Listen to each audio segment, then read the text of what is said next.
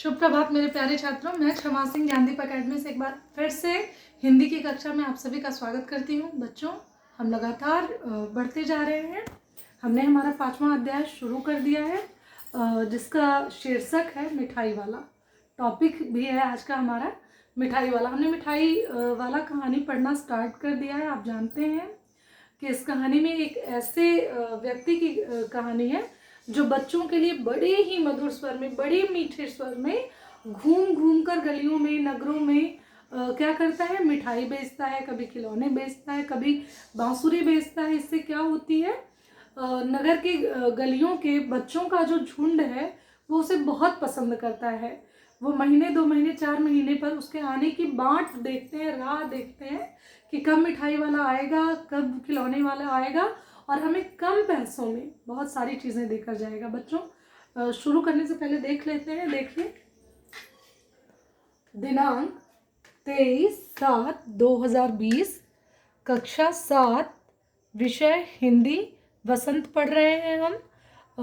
पाठ 5, प्रकरण है मिठाई वाला। और इस कहानी के लेखक है, मिठाई वाला एक कहानी है। बच्चों जानते रहिए आप गद्य की विधा है। मिठाई वाला एक कहानी है और इस कहानी के लेखक हैं भगवती प्रसाद वाजपेयी। वाजपेयी जी के जीवन परिचय हमने देख लिया है। इनके जीवन के प्रमुख बिंदुओं को हमने पहले वीडियो में देख लिया है। तो बच्चों, अब शुरू करते हैं थोड़ी सी संक्षेप में कहानी। देखिए, कहानी यही है कि एक फेरी वाला होता है जो घूम घूम कर गलियों में अपना कभी मिठाई बेचता है, कभी खिलौने बेचता है और कभी बांसुरी बेचता है, जिससे बच्चे बहुत ज़्यादा उसको प्यार करते हैं और उसके आने के इंतज़ार करते हैं। और इतनी मधुर आवाज़ में वो बेचता है जैसे कि वो अपने बच्चों के लिए कोई सामान खरीद के लाता है और अपने ही बच्चों को बांट रहा हो। इस तरह से वो मधुर स्वर में, मीठे स्वर में बोलता है। उसके इस मधुर स्वभाव, मधुर आचरण से बच्चों की जो माताएं हैं, घर की बूढ़ी दादी हैं, वो लोग भी खासे प्रभावित हो जाते हैं। वो जितनी कीमत की वस्तु नहीं होती उससे कम पैसे लेकर ही चीज़ें बेच देता था। एक बार की बात है, चुन्नू मुन्नू इस कहानी के पात्र हैं। बच्चों, मैंने कहानी के पात्रों का जिक्र कर लिया, लेकिन फिर भी एक बार बता देती हूँ कि मुख्य पात्र हैं फेरी वाला, जो कि कभी मिठाई बेचता है, कभी बांसुरी बेचता है। दूसरा कैरेक्टर जो है, दूसरे जो मुख्य पात्र हैं, राय विजय बहादुर हैं। और तीसरी जो मुख्य पात्र हैं वो रोहिणी हैं, राय विजय बहादुर की पत्नी। ये लोग क्या हैं, ये इस फेरी वाले के ग्राहक हैं, ठीक है। चौथा चुन्नू मुन्नू। अब ये राय बहादुर और रोहिणी के 2 बच्चे हैं, चुन्नू मुन्नू, ये इस कहानी के मुख्य पात्र हैं। और विजय बाबू की दादी, जो ये विजय बाबू हैं, उनकी दादी हैं, जो कि मुख्य नहीं, गौड़ पात्र है। इनकी बहुत बड़ी भूमिका नहीं है इस कहानी में, लेकिन थोड़े देर के लिए ये भी हैं। तो बच्चों, चुन्नू मुन्नू के लिए बराबर चुन्नू की माँ रोहिणी खिलौने लेती है। एक बार उसे लगा कि ये खिलौने वाला बच्चों से इतने प्यार से बोलता है और इतने कम कीमत पर खिलौने, मिठाई आदि दे जाता है, और हमेशा मतलब जब भी वो चीज़ें बेच के जाता तो उसके बारे में सोचती कि देख के भले मानुष की तरह लगता है, सभ्य लगता है, अच्छे घर का लगता है। अंत में तीसरी बार जब वो इस कहानी में बेचने आता है मिठाई, तो रोहिणी छत पे बाल सुखा रही थी। सर्दियों के दिन थे, लेकिन वो हमेशा वेश बदल के आता, मतलब अपनी आवाज़, अपनी चीज़ें बदल के आता। लेकिन रोहिणी पहचान गई कि अरे ये तो वही खिलौने वाला है जो सबसे पहले खिलौने बेचता, फिर अभी बांसुरी बेचता था, लेकिन इस बार वो मिठाई लेके आ रहा है। अपनी दादी माँ से उसने बोला कि उसे रोको।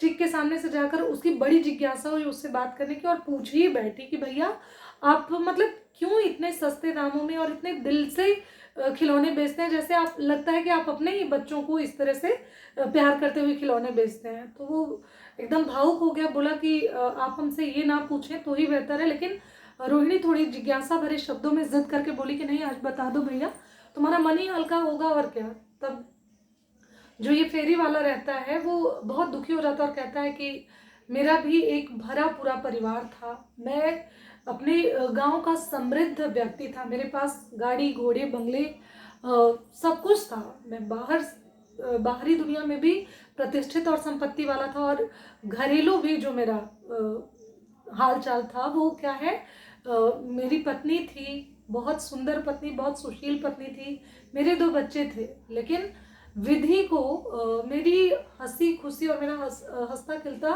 परिवार अच्छा नहीं लगा। शायद मेरी पत्नी और दोनों बच्चे आज नहीं हैं। तो रोहिणी भी भावुक हो गई, बोली कि तब तक चुन्नू मुन्नू आ जाते हैं और जाके मिठाई वाले को देख के अपनी माँ से जिद करते हैं कि माँ हमें मिठाई चाहिए। इस बार मिठाई वाला जो होता है वो बहुत सारी मिठाइयाँ उन्हें दे देता है और बहुत भावुक होके वहाँ से जाने लगता है। तब रोहिणी बोली कि नहीं भैया आप पैसे तो ले लो। तो वो बोलता है कि नहीं इस बार मैं नहीं लूँगा। उसे अपने बच्चों की बहुत ज़्यादा याद आ गई, उसके आँख से आंसू निकलने लगे। लेकिन फिर वो अपने को उसका कहना ये था कि मैं घूम घूम के इसलिए ये सब बेचता हूँ कि मुझे लगता है कि मेरे बच्चे जो आज नहीं हैं वो कहीं ना कहीं बच्चों के रूप में जन्म ले लिए होंगे और मुझे घर पे रो के पड़े रहने के बजाय मैं इन बच्चों में अपने बच्चों को खोजना चाहता हूँ, देखना चाहता हूँ और इसलिए मैं ये कार्य करता हूँ। भगवान की कृपा से मुझे किसी बात की कमी नहीं है, लेकिन मुझे सुकून नहीं है और इन बच्चों में मैं सुकून खोजता हूँ। बच्चों, इस तरह से ये कहानी समाप्त होती है। आज मैं ये कहानी आपको पढ़ के एक बार फिर से समझा दूंगी, लेकिन बच्चों आप सभी ध्यान दें कि अगले जब भी दिन हमारा टाइम टेबल के अनुसार दिन होगा तो आपसे जो भी नेक्स्ट हमारा अध्याय होगा वो मैं पढ़ के नहीं समझाऊंगी, बल्कि roll number wise, roll number 1 2 3 4 5 जितने भी बच्चे हैं हमारे, रोल नंबर वाइज जो भी अध्याय होगा जैसे मैं बताऊंगी। रोल नंबर 1 पहला पैराग्राफ, रोल नंबर 2 जो है वो दूसरा पैराग्राफ, रोल नंबर 3, इसी तरह हम पूरी कहानी है जो भी है अध्याय उसको समाप्त करेंगे। पढ़ेंगे आप, समझाऊंगी मैं। कुछ नया करते हैं, कुछ ज़्यादा सीखते हैं बच्चों। इस प्रकार अब हम बढ़ते हैं अपनी कहानी की तरफ। हाँ तो बच्चों हमने देखा था कि मुरली वाला जब मुरली बेचने आता है तो उससे सारे बच्चे, छोटे छोटे बच्चे घेर लेते हैं और लगते हैं तोतली ज़ुबान में कहने कि हम भी लेंदे हम भी लेंदे मुरली। अब आगे देखते हैं। देखिए, मुरली वाला हर्ष से गदगद हो उठा, बोला सबको देंगे भैया, लेकिन ज़रा रुको, ठहरो, एक एक को देने दो। अभी इतनी जल्दी हम कहीं लौट थोड़े ही जाएंगे, बेचने तो ही आए हैं, और हैं भी इस समय मेरे पास एक दो नहीं, पूरी 57 मुरलियाँ हैं मेरे पास, और मैं इतनी जल्दी लौटने के लिए थोड़ी ना आया हूँ, बेचने ही आया हूँ। 57 यानी 57। हाँ, किसी बच्चे ने बोला, हाँ बाबूजी क्या पूछा था आपने, कितने में दी? दी तो वैसे 3-3 पैसे में, 3-3 पैसे के हिसाब से हैं, पर आपको 2-2 पैसे में ही दे दूँगा, ठीक है? बच्चों फिर से देख लेते हैं। देखिए, पूरी 57 कह के तब तक कोई उससे पूछता है तो वो कहता है, हाँ बाबूजी क्या पूछा था आपने, कितने में दी? दी तो वैसे 3-3 पैसे के हिसाब से हैं, पर आपको 2-2 पैसे में ही दे दूंगा। अब की बार इस मुरली वाले की बात विजय बाबू से हो रही है, जो इस कहानी के दूसरे मुख्य पात्र हैं। विजय बाबू भीतर बाहर दोनों रूपों में मुस्कुरा दिए, मतलब वो व्यंग्यात्मक और साधारण हंसी, दोनों ही भावों से मुस्कुरा दिए। मन ही मन कहने लगे, कैसा है, देता तो सबको इसी भाव से है और मुझ पर उल्टा एहसान लाद रहा है। अब उनको लगा कि सबको वो 2-2 ही पैसे का देता है, लेकिन मुझे कह रहा है कि सबको 3-3 पैसे का देता हूँ, लेकिन मुझे वो 2-2 पैसे में ही दे रहा है। फिर बोले, तुम लोगों की झूठ बोलने की आदत होती है, देते होगे सभी को 2-2 पैसे में, पर एहसान का बोझा मेरे ही ऊपर लाद रहे हो। बच्चों, मुरली वाला एकदम अतिप्रभ हो उठा। बच्चों आगे का अगले वीडियो से देखते हैं।